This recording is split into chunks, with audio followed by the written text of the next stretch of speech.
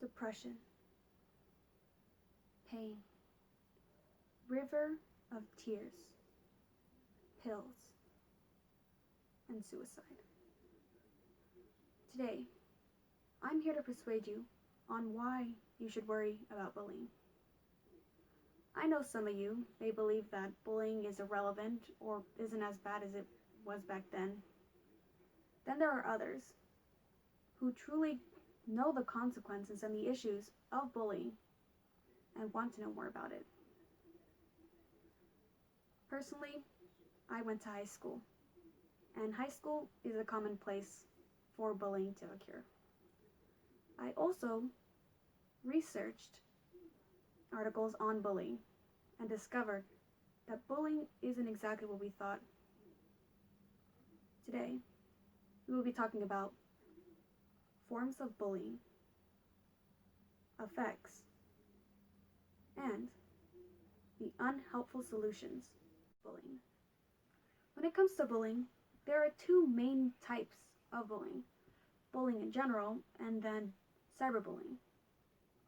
But what exactly is bullying? Well, bullying is the act of physically, mentally, and or verbally harming another person.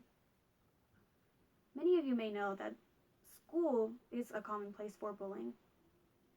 But when you mix a variety of children of different ages, race, ethnicity, and genders, they're not all going to get along. Actually, a statistic from a government website called Center for Disease Control and Prevention, it states that 1 in 5 high school students report that they have been bullied on school properties, which means that in a class of 35 students, 7 have either been bullied or currently are being bullied. It's sad how the other day, my younger sibling came to me and told me that they were bullied.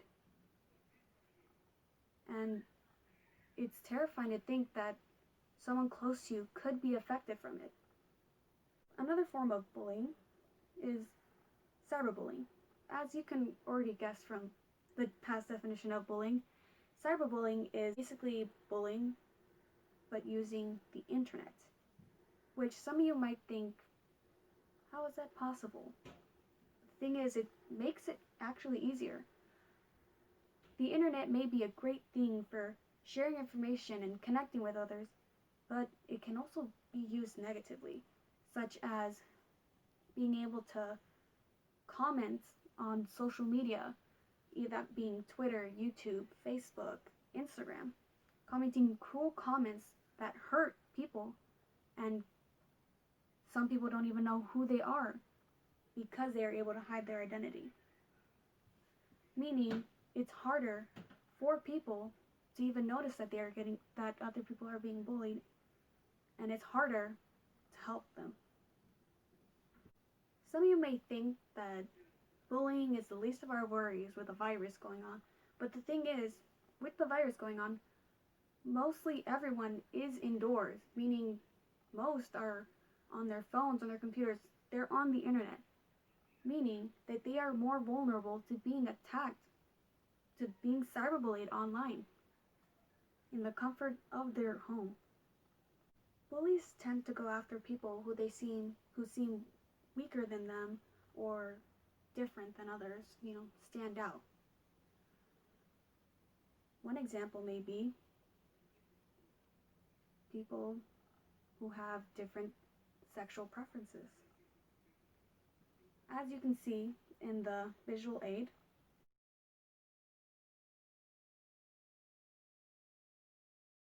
40% of LGBTQ community are bullied, while the others who are unsure of their sexuality, I titled the unidentified, are 33%, make up 33%, while heterosexuals make up 22%,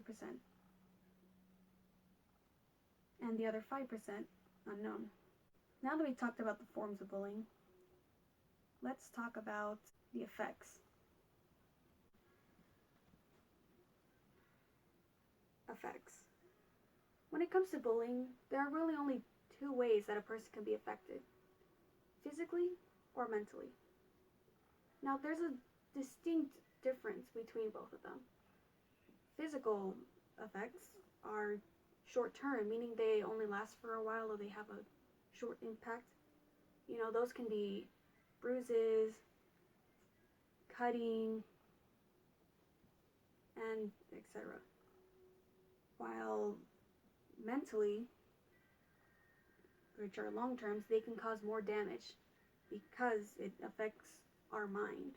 Meaning it can lead to depression, it can lead to anxiety, it can worsen insecurities for those who aren't secure, and more.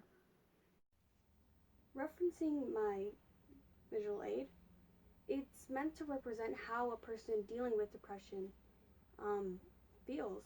They feel as if their soul and their emotions, their body is being torn apart piece by piece.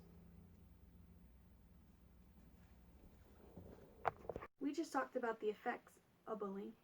Now, let's talk about the unhelpful solutions. Bullying has been around for a while, so we've obviously tried to come up with ways to help stop it, but the thing is, it's not something that you can just completely stop. The best thing we can do is just lessen the impact or cause it to happen less.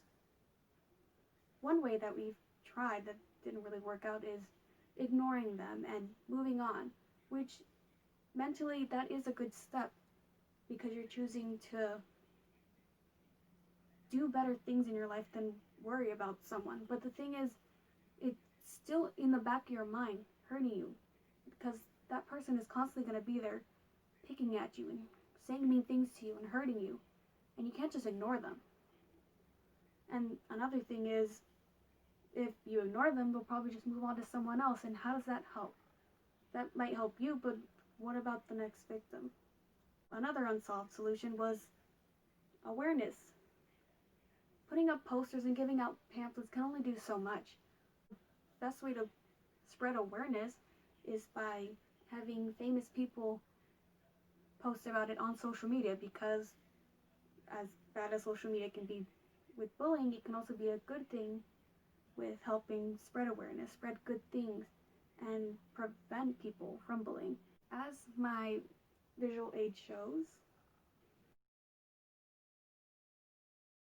it illustrates how ignoring the bully can only do so much, and they're not going to stop.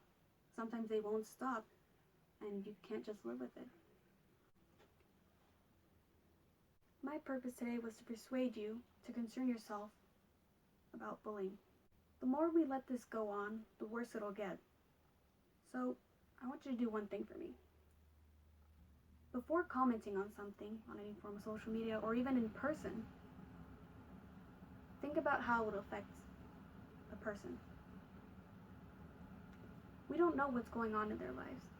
You don't know if that comment can be what pushes them over the edge. Always remember to listen and pay attention, because the time we thought we'd have with our loved ones might lessen.